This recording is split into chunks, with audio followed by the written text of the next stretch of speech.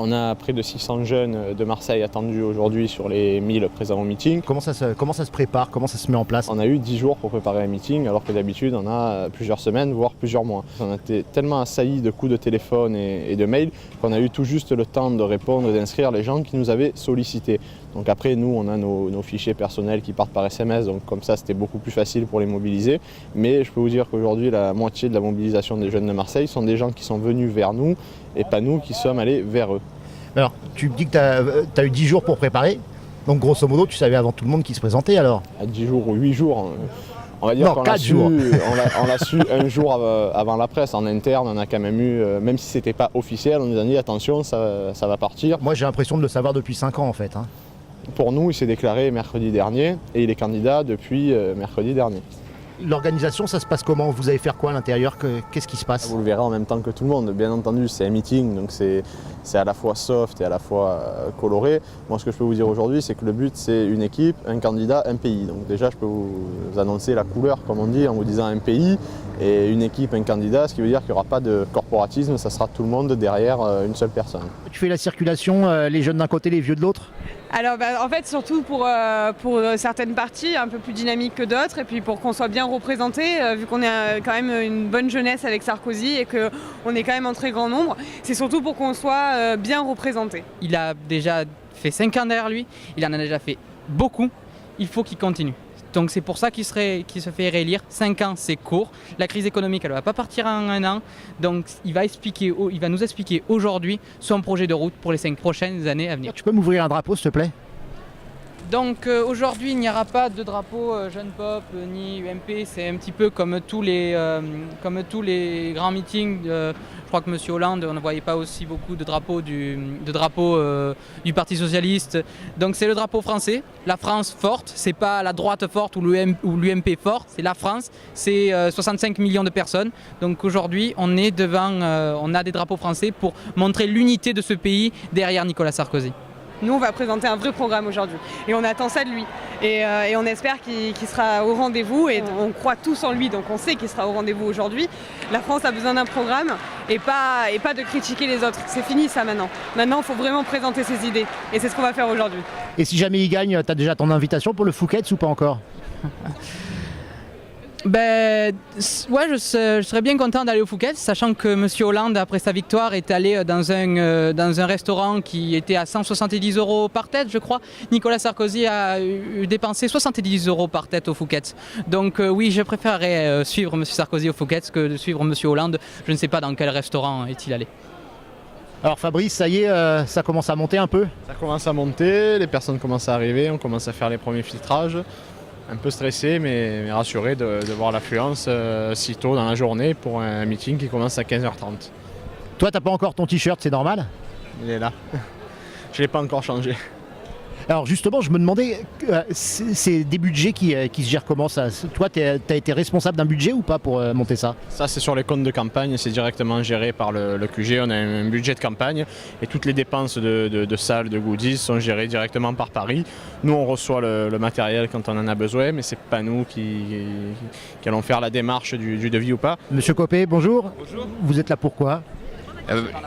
Par hasard, il y avait un peu de soleil et puis il y avait un grand meeting pour un grand homme, donc je me suis dit que c'était bien que je sois là.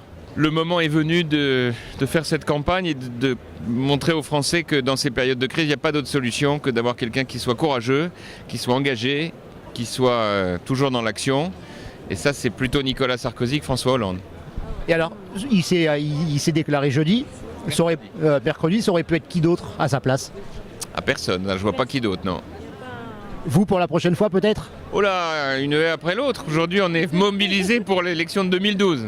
Voilà, on parlera de la suite après, on a toute la vie. Depuis 2008, dans la tempête économique et financière, sans doute la plus grave et la plus dangereuse que le monde ait connue depuis les années 30, la France a résisté. La France a tenu.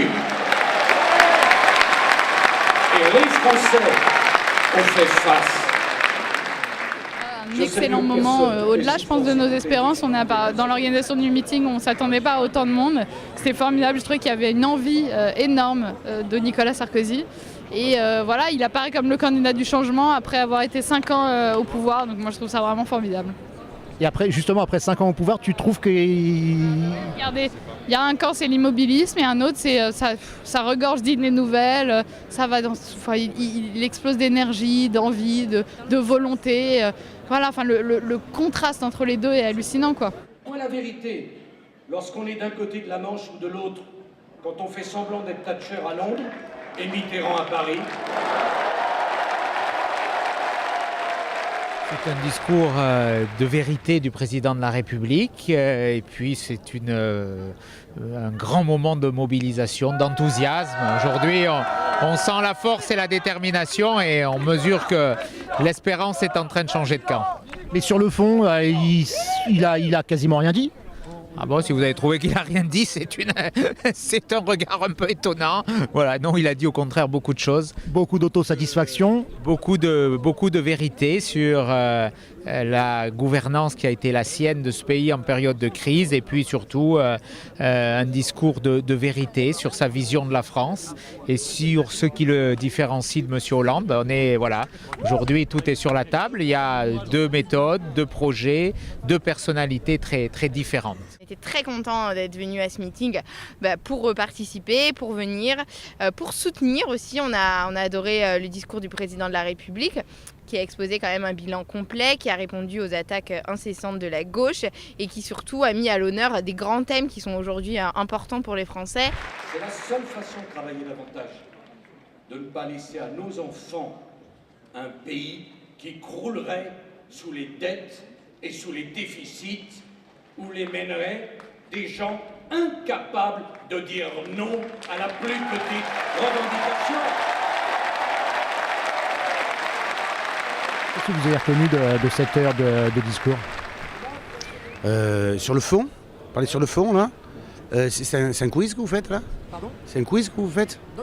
Non, parce que si vous me demandez ce que j'ai entendu, je vais vous refaire le discours du président là, parce que je ne sais pas si vous l'avez suivi vous. Si, je l'ai suivi, oui. Il a parlé du référendum, il a parlé du quotient familial, il a parlé de son bilan, il a montré les incohérences de M. Hollande, il a montré aussi qu'il avait la nécessité de ne pas laisser bloquer par l'immobilisme. Il en a dit des choses, beaucoup. Beaucoup d'autres. Sur l'euthanasie, enfin, vous savez, il y en a pour 1h30. Mais pour autant, je crois que ce qui est très important à retenir, c'est qu'on a aujourd'hui un homme libre, dynamique, enthousiaste, fort de ses compétences, fort de ses volontés, qui a beaucoup appris dans ces 5 ans qu'il a dirigé le pays. Il a comparé aussi avec les incohérences de son principal adversaire et qu'il repart soutenu par le peuple de Marseille qui est venu nombreux le soutenir. Oui, mais là, sur le programme, à part moins de députés, sur le programme, il y a quoi? Sur l'euthanasie, sur le référendum, l'utilisation du référendum, sur tout le... Oui, mais le référendum, il fallait le faire depuis 5 ans. C'est la société française. Non, mais, enfin, bon, écoutez, de toute façon, non mais, la présentation qui est faite par notre ami journaliste, c'est de dire on n'a rien retenu du président de la République et qu'on le soutient tellement fort que de toute façon on ne l'écoute pas. Ce n'est pas vrai, vous ne l'écoutez pas et vous êtes convaincus que vous ne l'aimez pas et qu'il ne passera pas. Eh bien moi je vais vous dire qu'il est plus fort que ça.